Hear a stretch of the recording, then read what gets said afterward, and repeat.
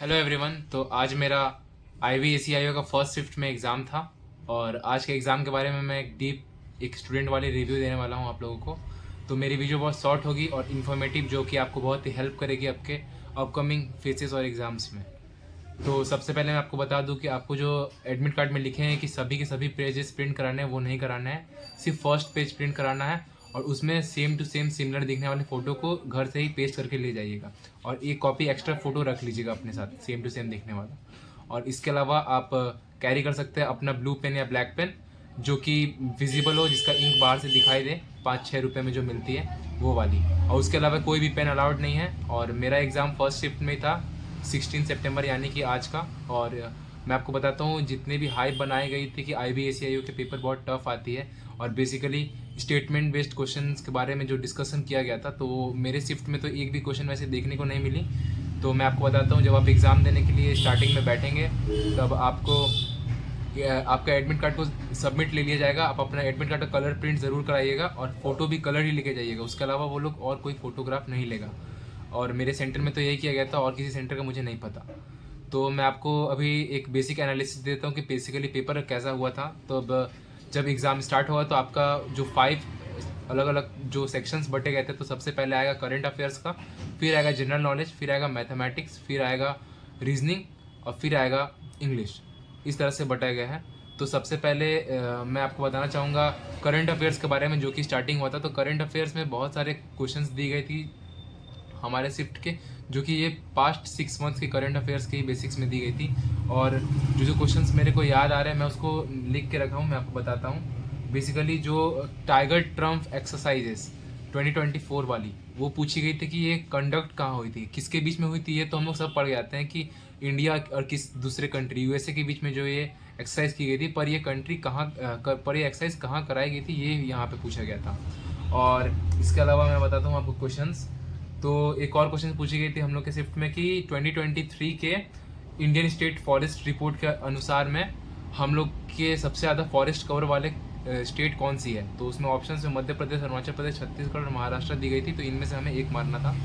और इसके अलावा और जो क्वेश्चन से याद आते हैं मैं बताता हूँ कि इसमें एक और क्वेश्चन पूछी गई थी, जो डीप ओशियन मिशन ये है वो किस मिनिस्ट्री के अंडर फॉल होती है, ये भी पूछी गई थी। तो ऑप्शंस में दी गई थी ministry of earth and sciences, ministry of science and technology, और भी 2 ऑप्शंस थी जो कि मुझे याद नहीं आ रहे हैं। तो इसमें आप मार्क कर सकते हैं आराम से कि कौन से क्वेश्चन था। मैं देखिए दोस्तों, जो GK और जो करंट अफेयर्स है उन दोनों के मैं मिक्स करके क्वेश्चन बता रहा हूँ। मेरे को बेसिकली याद नहीं है, क्योंकि एग्जाम का प्रत्येक क्वेश्चन याद रखना ये पॉसिबल नहीं है। पर हाँ, मैं मैक्सिमम क्वेश्चन आपको बताने का कोशिश करूँगा कि क्या क्या एग्जाम में आए थे, और उससे रेट करके आप पढ़ सकते हैं कि हाँ उस हिसाब से मुझे पढ़ना चाहिए या फिर रिव्यू करना चाहिए या नहीं आप लोगों को। के संस्थापक कौन थे, who was the founder of पाला डायनेस्टी, जो कि बेसिक है, 1 लाइनर्स। एक भी स्टेटमेंट बेस्ड क्वेश्चन नहीं था फ्रेंड्स, सारे के सारे 1 लाइनर ही हम लोग में आए थे। एक दो क्वेश्चन था जो स्टेटमेंट बेस्ड नहीं बोल सकते, पर वो थोड़े से लॉन्ग टर्म के लिए थे और उसमें थोड़ा हम लोग को आंसर करने में थोड़ा सा प्रॉब्लम हो रहा था। और इसके अलावा और सब कुछ ठीक था। मैं आपको बताता हूँ दोस्तों, स्पाइडर के बारे में पूछे गए थे। जंपिंग स्पाइडर स्पीसीज किस रीजन में पाए जाते हैं, ये पूछे गए थे। और रिट्रीटिंग मानसून के बारे में पूछे गए थे कि रिट्रीटिंग मानसून बेसिकली कब आता है, उसके बेस्ड ये एक स्टेटमेंट बेस्ड क्वेश्चन था और कोई स्टेटमेंट बेस्ड क्वेश्चन नहीं था। और हम लोग का चेस रिलेटेड क्वेश्चन पूछा गया था कि अंडर 8 मतलब 8 साल से कम उम्र के जो कंपटीशन होता है चेस कंपटीशन का विनर कौन था इंडिया से, वो पूछे गए थे हम लोग। और पूछे गए थे दोस्तों अभियान के बारे में, पोषण अभियान कहाँ से ली गई है। और उसके बाद फिर स्किल इंडिया मिशन से रिलेटेड क्वेश्चन पूछे गए थे 2014।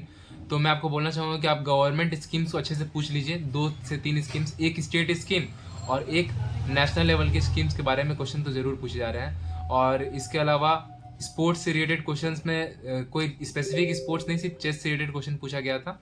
और अवार्ड विनिंग में जोशी जी के बारे में पूछा गया था कि वो उनको पोस्टुमसली कौन से अवार्ड मिले थे, ऊपर क्वेश्चन पूछा गया था। और कंट्रीब्यूशन ऑफ फॉरेस्ट, कितना परसेंट कंट्रीब्यूशन है GDP में, वो भी पूछा गया था। एग्रीकल्चर के बारे में पूछा गया था।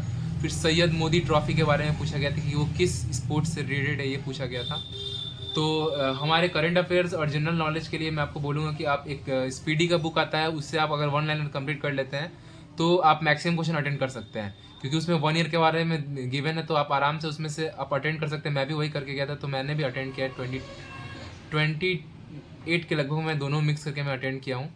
क्योंकि नेगेटिव भी कम मारना है, क्योंकि जिसमें आप कंफर्म है वही आप अटेंड करिएगा और जिसमें कंफर्म नहीं है वो आप अटेंड मत करिएगा। तो मैं आपको बताना चाहूँगा कि हम लोग का जो रीजनिंग है वो बहुत ही ईजी आया था, 20 के 20 डुएबल थे और किसी में भी आपको प्रॉब्लम नहीं आ सकता है। हाँ, रीजनिंग आपका थोड़ा लेंदी आ रहा है और मेरे शिफ्ट में 3 थे प्रॉब्लम्स ऑन लगभग ब्लड रिलेशन के ऊपर में 3 क्वेश्चन दिए गए थे। तो ब्लड रिलेशन वो हार्ड वाली नहीं थी नेक्स्ट ईयर जैसी, इस शिफ्ट में मेरी वाली शिफ्ट में तो बहुत ईजी दी गई थी। जैसे कि एसएससी में नहीं पूछता है साइंस के थ्रू, प्लस मतलब होता है सन, माइनस मतलब होता है डॉटर, ऐसे करके 3 थी, तीनों डुएबल थी। पर हाँ, कंफ्यूजिंग ऑप्शंस कंफ्यूजिंग है, इसके अलावा आप आराम से कर सकते हैं। और इसके अलावा मैं पोजीशन के क्वेश्चंस दी गई थी, लगभग हमको लगता है 5 पोजीशन की क्वेश्चन दी गई थी। और फिर नंबर से रिलेटेड क्वेश्चन भी 4 दी गई थी, चारों डुएबल, किसी में भी कोई दिक्कत नहीं आ रहा। एक मेरा क्वेश्चन था जो थोड़ा सा दिक्कत किया था, जिसमें 2 is related to 9 and 5 is related to 81।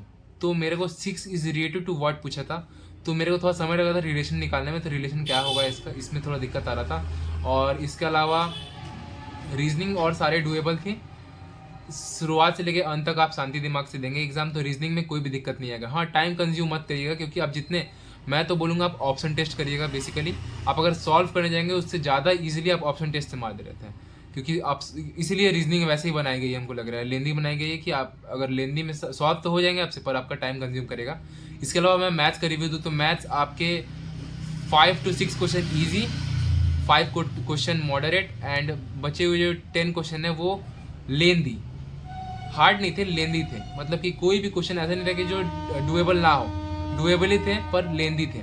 Geometry से क्वेश्चन एक भी नहीं आया था मेरे शिफ्ट में, ट्रिगो से क्वेश्चन एक भी नहीं आया था। हाँ, नंबर से रिलेटेड एक क्वेश्चन आया था जो कि आप बोल सकते हैं सिंप्लीफिकेशन था, पर टफ लेवल का सिंप्लीफिकेशन। जैसे कि मैं हल्का हल्का मेरे को याद आ रहा है, 512/729 के पावर में -2/7, इस टाइप के थे। मतलब कि थोड़ा सा लेंदी था बट सॉल्व हो सकता था। बट हाँ, टाइम कंज्यूम कर रहा था वो, 1-1.5 मिनट तो क्वेश्चन ले ही ले रहा था। पर अगर आप फास्ट सॉल्व करेंगे तो फटाफट सॉल्व हो जाता था। और एक क्वेश्चन सिंपल इंटरेस्ट से बेसिक सा, कंपाउंड इंटरेस्ट से एक क्वेश्चन। और हाँ, लेंदी क्वेश्चन में मैं आपको बताना चाहूँगा बोटन स्ट्रीम का क्वेश्चन। तो आप देख सकते हैं बोटन स्ट्रीम का क्वेश्चन बहुत ही अजीब सा दिया गया था। बोटन स्ट्रीम का क्वेश्चन लगभग आप समझ लीजिए कि सबसे ज़्यादा लेंदी, 4 लाइन की क्वेश्चन था वो, 4 लाइन का। मतलब कि वो आप अगर स्किप कर सकते तो ठीक है, अगर स्किप नहीं कर सकते, सॉल्व कर सकते तो बहुत ही बढ़िया है, आपका समय बहुत चला जाएगा, इतना बात याद रखिएगा। क्योंकि ऐसा क्वेश्चन होता है ना कि हाँ, 2 बोट है ए और बी और 2 पॉइंट है पी और क्यू। अब पी और क्यू में मान लेते हैं कि एक बोट का स्पीड दे दी 10 किलोमीटर पर आवर और उसका स्पीड दे दिया था बोट बी का 12 किलोमीटर पर आवर, और आपको बोला था कि आप पॉइंट पी से पॉइंट क्यू में गए हैं और स्पीड ऑफ स्ट्रीम दे दिया था 3 किलोमीटर पर आवर। तो 4 घंटा में गए हैं और इस 2 घंटा बाद सेकेंड बोट स्टार्ट हुआ है, फिर वो भी गया है क्यू के पास। तब आप क्या करना है कि जब 4 घंटा बाद वो बोट रुका नहीं है, ए वाला बोट, वो वापस आ रही है बोट, तो आपको बताना है ए और बी बोट किस समय में मिलेंगे, कितने किलोमीटर के डिस्टेंस में। ये थोड़ा बहुत ही कंफ्यूजिंग और लेंदी सवाल था, मेरे को याद है क्योंकि मैंने इसे सॉल्व करने की कोशिश किया था और बना भी था। तो ये सवाल आप बना सकते हैं, पर लेंदी लगेगा, थोड़ा टाइम लग गया था, मेरे को भी लगभग 1.5 मिनट तो लगे गया था इस सवाल को बनाने में। और इसके अलावा टाइम एंड वर्क बेसिक सा था but calculative, you have to do fast during examination, तभी आप कंप्लीट कर पाएंगे, नहीं तो कंप्लीट नहीं हो पाएगा। जैसे कि क्वेश्चन तो दिया होता कि ए और बी किसी काम को एक साथ करने वाले हैं, अब बी 84 डेज में कंप्लीट करता है और ए प्लस बी 29 5/7 की ऐसा ही कुछ डे में कंप्लीट कर रहा है। तब आपको बताना है कि A alone can complete 2/3 of the work. मतलब कि देखने में आपकी सवाल आसानी है, आप सॉल्व करेंगे तो थोड़ा लेंदी लगेगा, बट हाँ टाइम कंज्यूमिंग। नंबर एक ही देगा पर टाइम कंज्यूमिंग है, ठीक है। और इसके अलावा मैं मैथ्स का और डीप रिव्यू आपको कैसे बताऊँ, और सम्स बेसिकली और सब होने लायक सम्स थे, कोई भी हार्ड सम नहीं था। हार्ड सम्स 2 ही 3 थे, स्किपेबल सम्स थे, आप स्किप कर सकते हैं तो बेहतर है। अगर स्किप नहीं कर सकते हैं, अगर आप ईगो पे लेके बनाने जाएंगे तो आप अपने समय को ही गवाएंगे, 1 घंटा का एग्जाम है।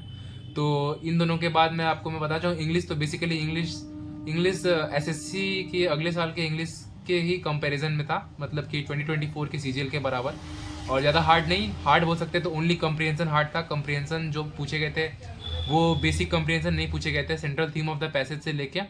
और एक मेरे में तो दिया गया था किसी थेफ्ट आर्टिफैक्ट्स के बारे में, एक पैराग्राफ था बहुत गंदा सा, और इसमें पूछ रहे थे, उसमें क्वेश्चंस बेसिकली नहीं दिए थे, उसमें ऑप्शंस दी गई थी, स्टेटमेंट्स बोल रहे थे कि ये स्टेटमेंट्स बताना है कि इन सब में से कौन सा स्टेटमेंट इस पैराग्राफ से रिलेटेड है और ट्रू है, और 4 वही थे और 5वां था central theme of the passage. तो ये था 5, और 15 में मैं बताता हूँ 2 इडियम एंड फ्रेजेस थे। एक तो बहुत ही शायद बेसिक सा इडियम एंड फ्रेज था, इडियम्स मेरे को इडियम्स तो एक बेसिक था और एक था बहुत ही अजीब सा, मतलब कि मैंने उसे छोड़ दिया है। मैंने इंग्लिश 2019 ही अटेंड किया, 20 अटेंड नहीं किया, क्योंकि वो डूएबल ही नहीं लग रहा था, वो रिलेटेड ही नहीं लग रहा था, किसी पर्सन से रिलेटेड था और बोल रहा था कि टेल द इडियम, और वो इडियम फिट नहीं बैठ रहा था उसमें, मेरे को सही नहीं लग रहा था, इसलिए मैंने छोड़ दिया। और इसके अलावा मेटिकुलस वर्ड से आपके बारे में पूछा गया था, मेटिकुलस 2 बार रिपीट हुआ था, मतलब जिसके मतलब होता है डिटेलिंग से बनाया हुआ। तो आपको एक ऑप्शन दिया गया था कि हम लोग को किसी पेंटिंग के बारे में, तो ऑप्शंस में था कुछ था और एक मेटिकुलस था, तो मेटिकुलस ही होगा उसका ऑप्शन का आंसर, ये मेरे को पता था। और एक स्पेलिंग एरर था, लेफ्टिनेंट रॉन्ग था स्पेलिंग उसमें, क्योंकि लेफ्टिनेंट का स्पेलिंग LIE होता है, तो LEI दिया हुआ था। बस बेसिकली इतना ही कुछ दिया हुआ था। तो मैं आपसे बोलूँगा कि आप अच्छे से करके जाइए, इंग्लिश डूएबल है, शांत मन से एग्ज़ाम दीजिएगा। और एग्ज़ाम सेंटर में कोई भी दिक्कत नहीं है, मेरा एग्ज़ाम TCS में ही पड़ा था और परफेक्टली एग्ज़ाम हुआ बिना किसी दिक्कत के। और पेपर्स का प्रिपरेशन आप कर सकते हैं तो कर लीजिए। और हाँ, एक चैनल के बारे में, मतलब कि ये कोई प्रमोशन वगैरह नहीं है, डिज़ायर टू लर्न चैनल आप जरूर देख लीजिएगा। उनका 500 क्वेश्चंस का सीरीज़ में से बहुत सारे क्वेश्चन आ रहे हैं और उसमें से आप प्रैक्टिस कर सकते हैं। वीडियो देखने से अच्छा है कि आप उनका जो PDF है 500 क्वेश्चंस का, उनके चैनल पे दिया गया है, उसी को आप फटाफट कर लीजिएगा। अगर कल भी शिफ्ट का एग्जाम है तो आप कल के लिए भी कर सकते हैं, बहुत ही हेल्पफुल है। कॉन्स्टिट्यूशन से एक क्वेश्चन अच्छा समय पे याद आ गया, 42nd अमेंडमेंट के बारे में, ज़्यादा हार्ड नहीं था, ईजी था।